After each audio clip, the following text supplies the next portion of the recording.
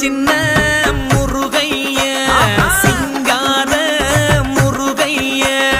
சின்ன சின்ன முருகைய சிங்கார முருகைய கொஞ்சி கொஞ்சி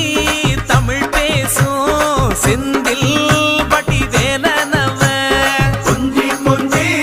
தமிழ் பேசும் செந்தில் வடிவேலனவ சின்ன சின்ன முருகைய சிங்கார முருகைய கொஞ்சி கொஞ்சி தமிழ் பேசும் செந்தில் வடிவேலனவ சுப்பிரமணிய சாமி என்பார், கார்த்திகேயன் என்பார்,